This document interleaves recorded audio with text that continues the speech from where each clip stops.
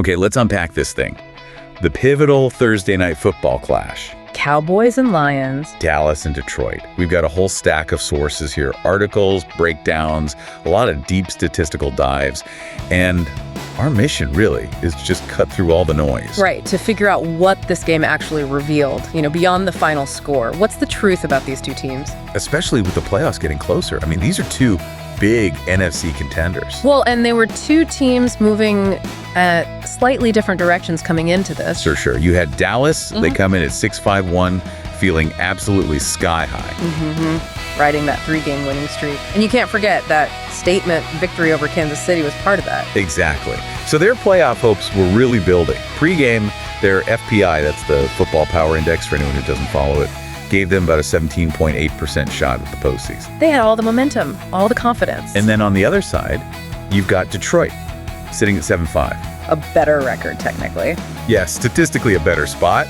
Their pre-game FPI playoff chance was way higher, like 42.9%. But the whole story around the Lions was this Jekyll and Hyde thing. Total inconsistency. They were alternating wins and losses for, the last 8 games? They hadn't stacked back-to-back wins since way back in week 4 and 5. So for them, it wasn't about building confidence. It was about proving they could just be consistent. And we have to talk about the history here. I mean, the shadow hanging over this game. Oh yeah, the last meeting in 2024. An absolute demolition. Lions won 47-9. That was Dallas's largest margin of defeat since, I think, 1988. And Detroit's third largest road win ever. So even with Dallas on a hot streak, the bookmakers remember that. Yep, made the Lions 3.5-point favorites. Which really sets the stage for what happened right out of the gate. And it leads us to, I think, the first major inflection point of the game. The overturned safety. Where 2 points were almost scored, then taken away, but the damage was already done. Yeah, what's so fascinating about this is that the call didn't stick, but the consequence of the play was absolutely pivotal. Right. The Lions thought they had Dak Prescott for a safety. They did, but replay reversed it, said he was just outside the end zone. So 2 points come off the board for Detroit. But the scoreboard not changing doesn't tell the whole story. The field position, that changed everything. Completely. The Cowboys were still pinned. I mean, they had to punt from the shadow of their own goalposts. They basically gave up the ability to flip the field. That's the real cost. Precisely. Brian Anger's punt, it's short, and Tom Kennedy takes it back 21 yards. And just like that, Detroit has the ball at the Dallas 42, a short field. And that sequence, it didn't just shift the momentum, it totally altered the strategic rhythm of the game. Dallas suddenly has to be conservative, and Detroit knows they can be aggressive. And they were. They did not waste that opportunity for a second. No, that drive was the immediate proof that the momentum had shifted. Jared Goff finds Amon-Ra St. Brown. Who was playing on a tweaked ankle, by the way. Right, and he hits him for a 26-yard strike. That gets them deep into the red zone. And then comes the exclamation point. Jahmyr Gibbs. He just plows into the end zone, and you have to credit the blocking there. Tate Ratledge on Sam Williams just cleared a massive lane. Making it 10-3.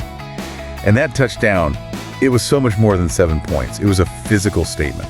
And it's the perfect bridge to understanding how Detroit really controlled this game. It leads us right into their rediscovered ground identity. Yes, because it wasn't just about that one short field. It was about reestablishing the run game. We saw that duo just take command. Let's talk about them. Montgomery and Gibbs. Let's start with David Montgomery.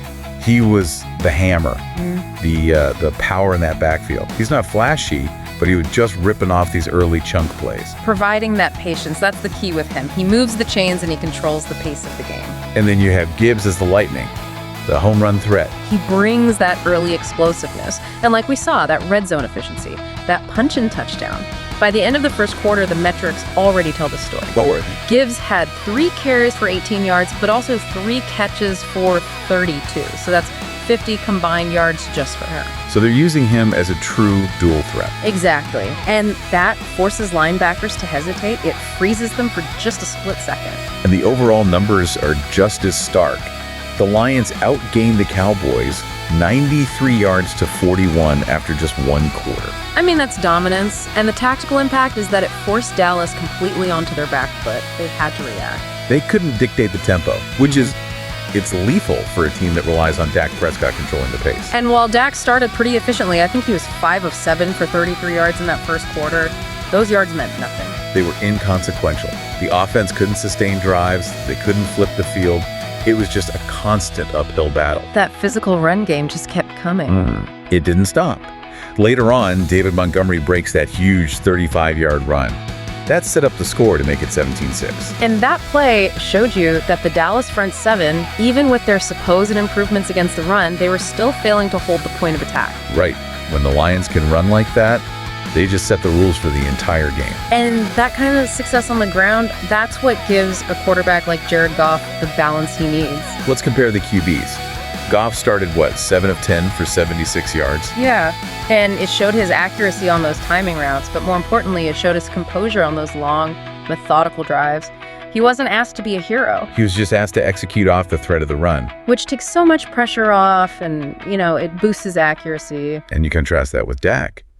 He was efficient, yeah, but the offense was just stalling out. Those difficult starting spots from losing the field position battle, it just killed them. He was making good throws, but they were short game, momentum-killing plays. And we have to give a lot of credit to the guy who made Goff's life so much easier.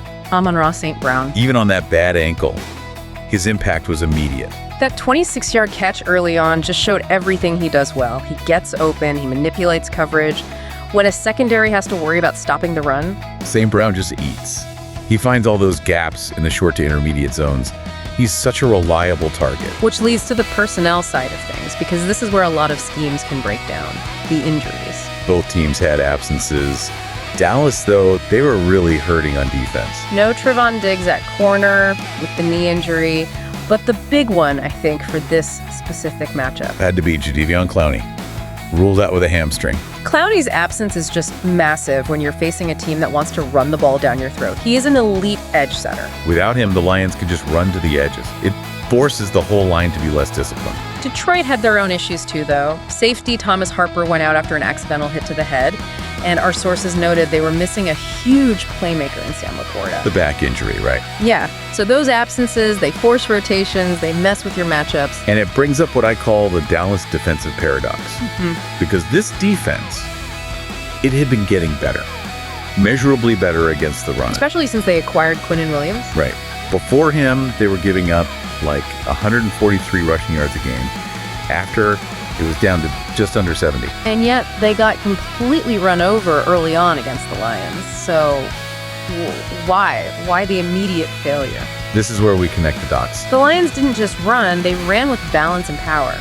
That inside zone scheme plus the dual backfield, it made the Dallas linebackers guess all game. So you think their improved stats were maybe a bit of a mirage?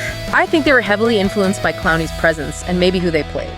The Lions' physical front was the real acid test, and they failed it in that first half. They couldn't set a hard edge without him. Which is why this whole discussion has to shift. It goes beyond the stats and into coaching, into resilience. And this game was just a perfect testament to the whole narrative around Dan Campbell's coaching philosophy. The resiliency. Remarkable. Coming off a straight-up loss the week before. Since the start of the 2023 season, the Lions are 10-1 against the spread after a loss. And let's quickly explain that for the listener. Against the spread, or ATS, it means they're not just winning, they're performing better than Vegas expects them to. Right. So to be 10-1 in that spot means they consistently exceed expectations after a setback. That says so much about Campbell's ability to get his team refocused. And then on the other sideline, you have Mike McCarthy, a great coach, but his adjustments, they just seemed hampered all night. Hampered by two things. First, the long fields, and second, the physicality of the Lions' run game. Dallas never got to dictate tempo. Which forced them into a more conservative game plan. They just couldn't overcome that initial field position hole. And we have to mention the road factor for Dallas. Our sources highlighted this.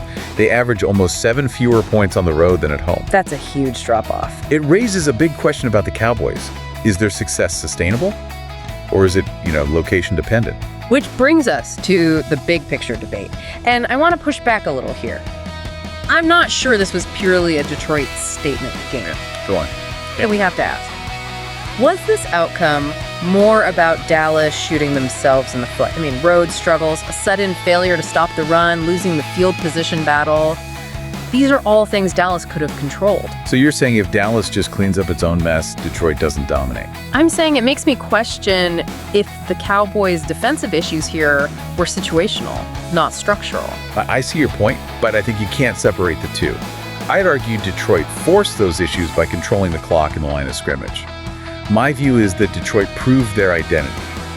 That 1-2 punch of Montgomery and Gibbs is strong enough to make them genuinely playoff ready. When they execute that philosophy, yeah. This was a statement about their capability, not just Dallas's mistakes. The fact that Dallas couldn't stop that run game, even with Williams in the middle, that was the key variable. That balance gives Goff a huge structural advantage. So wrapping this up, what does this all mean for you, the listener? The biggest lesson we pulled from this is pretty simple. The Lions proved that leaning on their physical ground game is how they find their rhythm. It's how they control the pace and win these high-pressure games. That's their identity. Absolutely. But let's leave you with one final thought to chew on. It's built on that amazing resiliency stat we mentioned. The 10-1 against the spread after a loss. Exactly. It raises a really important question for, long-term championship hopes. Does a team that consistently shows the mental strength to bounce back from a loss like the Lions possess a more valuable trait than a team that relies on winning streaks, especially if those streaks are mostly at home? That's the mental hurdle of playoff football right there. So what do you think? Did Detroit prove they're playoff ready by rediscovering who they are? Or do the Cowboys still have a higher ceiling despite this tough road loss? Let us know your take on those momentum shifts and coaching decisions. We'll be reading them.